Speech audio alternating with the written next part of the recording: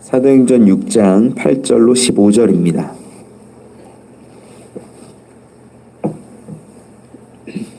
우리 한 절씩 교독하지요. 스데반이 은혜와 권능이 충만하여 큰 기사와 표적을 민간에 행하니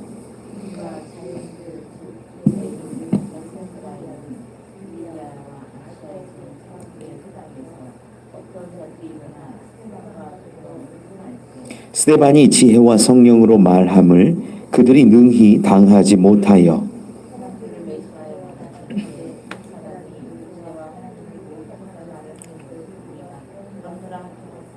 백성과 장로와 서기관들을 충동시켜 와서 잡아가지고 공회에 이르러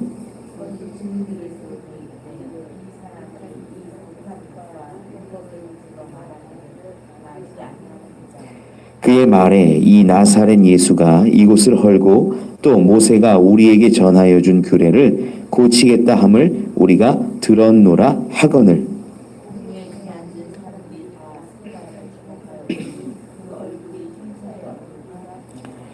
아멘, 아멘.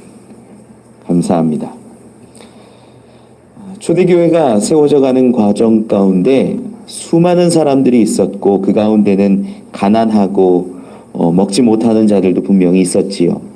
심지어 과부들 가운데에는 매일의 구제, 또 먹고 사는 그러한 문제들 가운데 빠지게 된 자들이 있었습니다. 이것이 문제가 되어서 이 헬라파 유대인들이 히브리 사람들, 히브리파 유대인들에게 원망했지요. 그때까지만 해도 이 모든 이 구제의 사역, 대접의 사역, 섬김의 사역을 이 사도들이 중심을 잡고 했었는데 사도들도 인간이다 보니까 실수할 수 있고 잘 못할 때가 있었던 것 같습니다. 그래서 사도가 온 제자들을 불러서 그들 가운데 집사를 세우게 하죠. 7명의 집사를 세우는데 그들의 조건이 있었지요. 그것은 성령이 충만하여서 그 성령의 충만함 가운데 얻은 지혜의 충만함. 그렇게 해서 하나님이 행하시는 것처럼 섬기고 돌보고 세워갈 수 있는 그러한 사람 7을 택했는데 그들이 모든 사람에게 인정받고 칭찬받는 자들이었습니다. 그렇게 집사들이 세워지고 나서 교회가 더욱더 흥왕하고 부흥했다라는 기록이 있는 거죠.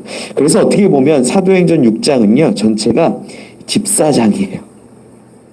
이 부분 뒷부분에는 이제 스데반에 대한 이야기가 나오지만 이 성령의 충만함 가운데 지혜 있는 자의 모습으로 한 사례로 들고 있는 스데반의 이야기. 이거를 집사장이라고 말하는 사람은 없더라고요. 제가 처음으로 하는 것 같아요. 집사장인 것 같아요. 집사님들의 모습이 이러면 좋겠다. 소망을 합니다. 오늘 말씀 좀 한번 살펴보죠. 먼저 스데반이라는 이름이 등장합니다. 이 스데반이라는 이름은 헬라식 이름이에요. 이 헬라식 이름 정확하게 표현하면 스테파노스라고 이야기합니다. 이 의미가 면류관이라는 의미예요. 면류관이라는 의미 참 좋잖아요. 영어식 이름이 스티븐이에요. 그러니까 영어 이름 중에 스티븐 있으면은 좀 이렇게 다르게 보셔도 돼요. 워낙 근데 거기에는 이 기독교적 요소가 많이 들어있는 이름들이 있습니다. 스데반이라는 사람이 등장하는데 8절의 시작에 이렇게 기록되어 있습니다. 스데반이 은혜와 권능이 충만하여 큰 기사와 표적을 민간에 행하니. 여기 두 가지 중요한 의미들이 담겨 있는데 은혜와 권능이 충만했다라는 것이 중요해요.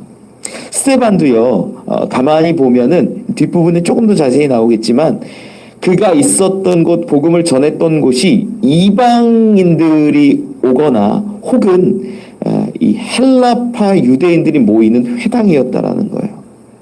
기록이 이제 나와 있는데 9절에 구레네인, 알렉산드리아인, 길리기아와 아시아에서 온 사람들의 회당에서, 그러니까 한 회당을 지칭하는데 이 당시에도 이 유대에도 회당이 정말 다양하게 많이 있었는데 특별하게는 우리나라 이제 외국인 교회처럼 외국 어디 선교지 갔을 때 한국인 교회처럼 어느 특정 지역에서 온 사람들이 모여 있는 회당이 있는 거예요.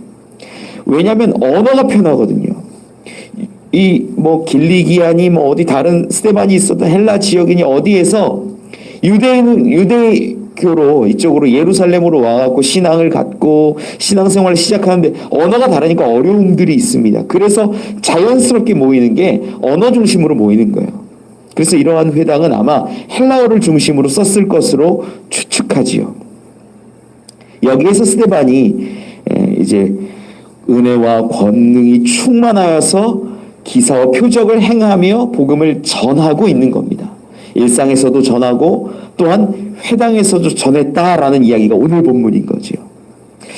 중요한 것이 또 하나 있는데 어떤 거냐면 이 스데반이 은혜와 권능이 충만했다라는 것이 자기의 어떤 권능이나 힘이나 자기의 배경으로 인하여서 큰 기사와 표적을 펼친 게 아니라 오직 하나님이 주신 은혜, 하나님이 주신 권능 가운데 즉 성령의 충만함으로 얻어진 것으로 그 기사와 표적이 일어났다라는 거예요. 스데반은요, 만약에 이가 이제 저 멀리 있는 헬라인들이나 다른 문화권에서 온 이 유대인이라고 쳤을 때는요, 예수를 믿게 된 지 실제 몇 개월 안 됩니다. 이들이 유월절을 지키고 오순절을 지키고 하는 그러한 과정 가운데 예수 그리스도에 대한 이야기를 듣고 성령의 체험을 하고 회심하여서 유대교가 아니구나, 이제 진짜 예수 그리스도가 메시아구나, 이런 것들을 깨닫고 신앙생활을 하게 되었다라면 지금 불과 1년도 채 안 되는 기간이라는 거예요. 유대교적 기반은 갖고 있지만 정말 예수 그리스도를 구주로 인정하고 믿고 성령의 충만함을 받은 건 얼마 안 됐다라는 거죠. 그가 자기의 힘과 능력으로 언변이 뛰어나서 지혜가 많아서 복음을 전하고 기사와 표적이 일어났을까? 아니에요. 성령의 역사하심이라는 거죠. 우리 이 베드로와 요한 사도들이 기사와 표적들을 막 사람들에게 나타냈던 장면들이 계속 기록됐잖아요. 그런데 그 중심이 뭐였는지 여러분 기억하세요? 5장에 한번 한 장 넘겨서 보죠. 5장 32절 말씀 한번 같이 읽어볼까요? 시작. 우리는 이 일의 증인이요 하나님이 자기에게 순종하는 사람들에게 주신 성령도 그러하니라 하더라. 이 사도들이 고백을 할 때 우리가 예수 그리스도의 증인인데 이 예수 그리스도 가운데 순종하며 살아가는 사람들에게 주신 것이 있는데 그 주신 것이 성령이고 그 성령도 증인이다라는 거예요. 즉 순종하는 모든 사람들, 그들에게 성령을 부어주시는데 그 성령의 충만함을 가진 사람들은 증인이 된다라는 이야기죠. 지금 오늘 본문으로 시작해서요, 사도들에게 있었던 기사와 표적의 능력이 이 집사에게도 일어나는 장면이 나오는 거예요. 그래서 의미가 있습니다. 왜 이 부분이 집사가 중요하냐?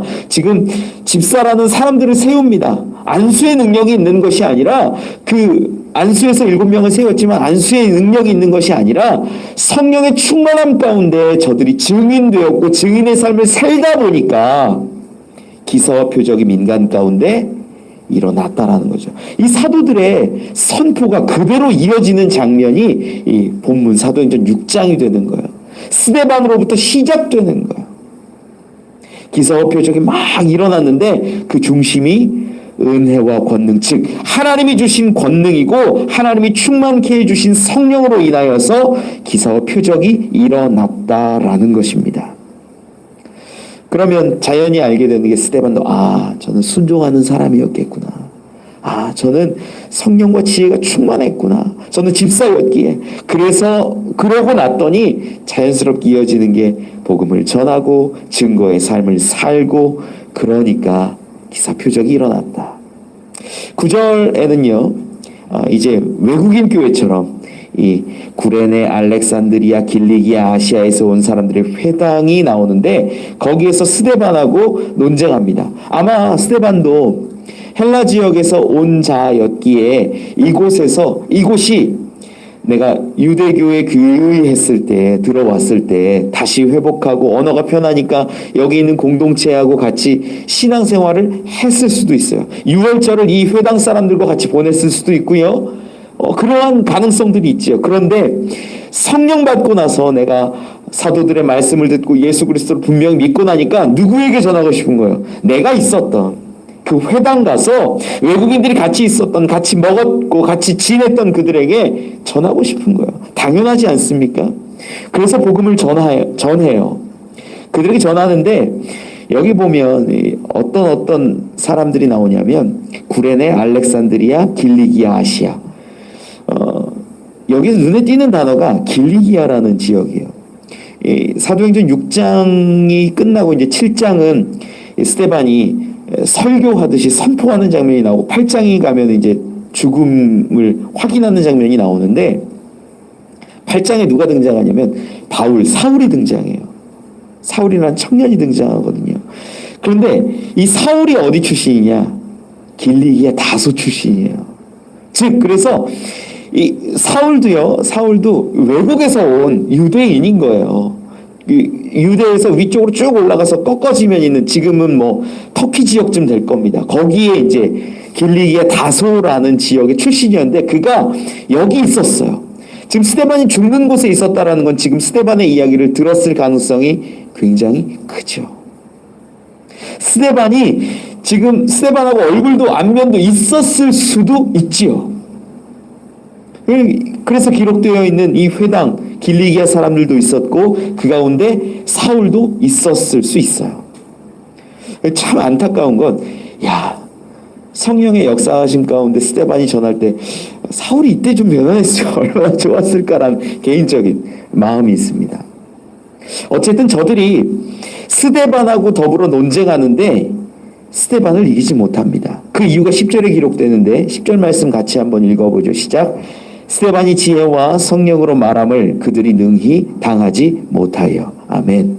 스데반이 선포하고 가르치는 내용들은 그 근거가 기초가 바로 성령이었다라는 거예요. 성령이 아마 말하게 하셨을 거고 성령이 깨닫게 하셨을 거고 성령이 그 의미, 진의를 전하게 하셨을 거예요. 그러자 수많은 사람, 어쩌면 그 가운데 사울도 있었을 텐데 사울도 똑똑하잖아요. 사울도 어마어마하잖아요. 그 사람도 당하지 못했을 가능성이 있다라는 거죠. 그렇기에 저들이 하는 일이 11절로 14절 가운데 기록되어 있어요. 쭉 길지만 같이 한 번 더 읽어보시죠. 시작. 사람들을 매수하여 말하게 하되 이 사람이 모세와 하나님을 모독하는 말을 하는 것을 우리가 들었노라 하게 하고 백성과 장로와 서기관들을 충동시켜 와서 잡아가지고 공회에 이르러 거짓 증인들을 세우니 이르되 이 사람이 이 거룩한 곳과 율법을 거슬러 말하기를 마지 아니하는도다. 그의 말에 이 나사렛 예수가 이곳을 헐고 또 모세가 우리에게 전하여 준 규례를 고치겠다 함을 우리가 들었노라 하거늘. 아멘. 지금 거짓 증인들을 매수해서 이제 거룩한 곳 성전과 모세가 전해진 그 율법을 거슬러 말하고 또 구체적으로 보면 14절에 나사렛 예수가 이곳을 헐고 또 모세가 우리에게 전하여 준 규례, 율법을 고치겠다 함을 우리가 들었노라. 이렇게 스데반에게 거짓 증거를 해서 스데반을 잡아간 거죠. 공회 가운데. 이 이야기가 말이 안 된다라는 것을 우리는 알고 있습니다. 예수님이 성전에 대하여서 허물라고 말하신 적은 있어요. 있기는. 그 부분을 좀 살펴보면요. 가까이 있는 걸로 보죠. 요한복음 2장 19절을 한번 살펴보죠. 요한복음 2장 19절 말씀 뭐라고 얘기하시나 성전에 대해서 요한복음 2장 19절 같이 읽어보죠. 시작. 예수께서 대답하여 이르시되 너희가 이 성전을 헐라 내가 사흘 동안에 일으키리라. 아멘. 지금 성전에 대해서 무언가 이야기는 하셨어요. 헐어지는 것에 대해서도 이야기하셨는데 중요한 건 뭐냐면 예수님이 세우신다라는 거예요.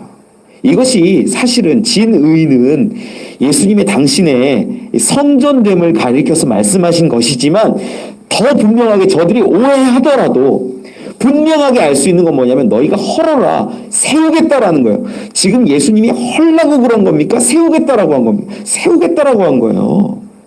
예수님은요, 하나님의 뜻을 세우고 성전을 세우기를 원하셨지, 저들이 장사할 때 장사치들을 다 내쫓으셨지, 정결케 하셨지, 성전을 허무는 게 목적이 아니셨다라는 거예요. 이 거짓 증인들의 모습이 허문다는 얘기를 들은 것 같아. 이게 이제 예수님이 허물라 그랬다라고 말하게 하는 거죠. 잘못된 것이죠. 또 우리는 분명히 알지만 율법을 거슬러 말하고 이 모세가 전해준 그 규례를 고치겠다라고 증인이 앞에 나선 겁니다. 이 부분도 조금 우리 한번 살펴보면 좋겠는데, 마태복음 5장을 한번 살펴보죠. 마태복음 5장 18절 말씀 한번 보죠. 마태복음 5장 18절 말씀 같이 한번 읽어보죠. 시작. 진실로 너희에게 이르노니 천지가 없어지기 전에는 율법의 1.1획도 결코 없어지지 아니하고 다 이루리라. 율법에 대해서 고치겠다 하세요? 아니에요. 그 율법은 다 이루어진다라고 선포하세요. 구체적으로 보면요, 저들이 율법 가지고 논쟁했던 부분들이 마태복음 5장에 계속 기록되어 있는데 21절 말씀 한 번만 읽어볼까요? 5장 21절 시작. 옛사람에게 말한 바 살인하지 말라. 누구든지 살인하면 심판을 받게 되리라 하였다는 것을 너희가 들었으나, 옛사람에게 심판하지 말라라고 말한 어떤 규례와 율법을 말하면서 예수님은 22절에 어떻게 이야기하시냐면, 같이 읽어보죠. 시작. 나는 너희에게 이르노니 형제에게 노하는 자마다 심판을 받게 되고 형제에 대하여 나가라 하는 자는 공회에 잡혀가게 되고 미련한 놈이라 하는 자는 지옥불에 들어가게 되리라. 아멘. 지금 율법에 살인하면 살인하지 말라, 그러면 심판받는다라고 얘기했는데, 살인이 아니라 예수님이 주신 고치신 율법은 더 어려운 거예요.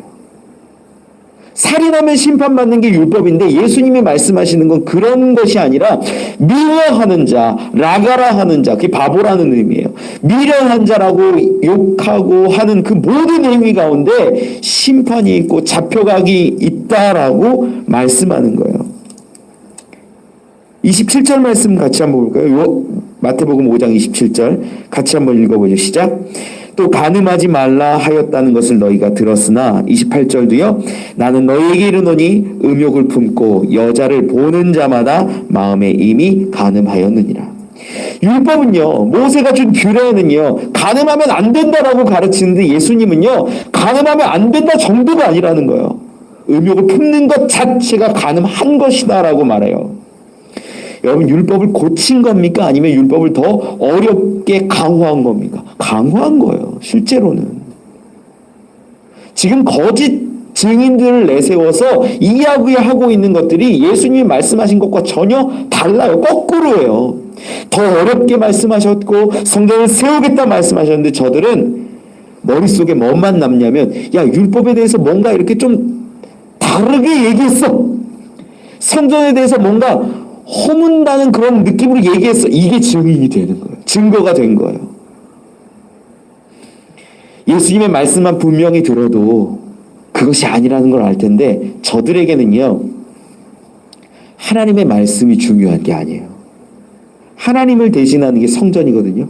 성전에 대해서 다른 어떠한 조금 이상한 비유만 들어도 알레르기처럼 반응하는 거예요. 성전을 뭐 허문다고 그런 예를 드는 게 불경이야. 이렇게 생각하는 거예요. 뭐 말씀에 대해서, 율법에 대해서 뭔가 다른 해석, 그게 불경이야 라고 말하는 거예요. 여러분, 정말 중요한 건요, 하나님의 말씀의 그 깊은 뜻입니다. 의미입니다. 그런데 저들은 성전을 마치 하나님과 동일시 여기는 거예요. 말씀의 글자를 하나님처럼 여기는 거예요. 여러분, 이것이 어쩌면 우리 가운데도 만연해 있는, 하나님을 위한다고 말하면서 우리 가운데 깊이 뿌리 박혀 있는 우상의 모습인지도 몰라요. 하나님 사랑합니다라고 말하면서 정말 하나님을 사랑하기보다 교회 건물을 사랑하는 사람들이 있어요. 하나님의 말씀을 지키고 그 말씀대로 살아가는 것보다 다른 사람이 말씀대로 살지 않는 것들을 지적하는 사람들이 있어요. 여러분, 우리는 민수기 21장 가운데 이 이스라엘이 모세의 말을 거슬렀을 때 하나님이 불뱀을 보내가지고 물게 해서 죽게 한 사건들을 기억합니다. 그때 이 모세에게 막 사람들이 간구하니까 하나님이 주신 은혜로 이 불뱀을, 놋뱀을 만들어가지고 장대에 높이 달아요. 그랬더니 그것을 보는 자들이 살았지요. 얼마나 큰 은혜입니까? 좋아요. 하나님이 주신 은혜의 어떤 수단이었어요. 그런데 그게 나중에 시간이 지나면서 계속 보니까 열왕기 18장 가운데 가니까 그 놋뱀을 계속 분향하고 있는 거예요. 그것을 나중에 깨버리지 않습니까? 하나님이 주신 은혜는 맞아요. 하나님이 보여주신 선물이에요. 사람들이 낫게 된 놀라운 기적이에요. 그런데 그 뱀이, 놋뱀이 왜 분향을 받아야 되냐라는 거예요. 아니에요. 우리 가운데 그러한 하나님이 아닌 하나님이 주신 선물을 분향하고 경배하는 모습들, 우상숭배의 모습들이 분명히 있다라는 겁니다. 교회요? 아니에요. 아니에요. 교회 언제든 허물어질 수 있습니다. 이것이 있는 것은 성전된 우리를 세우기 위함이라는 거죠. 예수님이 그걸 말씀하신 거고 그 깊은 의미를 가르치셨는데 우리는 교회당을 진짜 성전으로 여겨요. 아니에요. 말씀이요? 예수님의 그 뜻을 알고 정말로 하나님을 사랑하고 이웃을 사랑하면요, 여기 있는 수많은 말씀들 다 지켜낼 수 있게 돼요. 물론 우리가 부족해서 은혜로 그것이 가능해지지만 율법 갖고 싸우고 성전 갖고 싸울 일이 결코 아니라는 거죠. 그런데 저들은 스데반을 그 이유로 묶어 이제는 공회에 끌고 가는 겁니다. 우리 오늘 본문으로 돌아와서 6장 15절 말씀 한번 같이 읽어보죠. 시작. 공회 중에 앉은 사람들이 다 스데반을 주목하여 보니 그 얼굴이 천사의 얼굴과 같더라. 아멘. 이 공회에 끌려와서 이제 스데반의 재판이 시작되는 겁니다.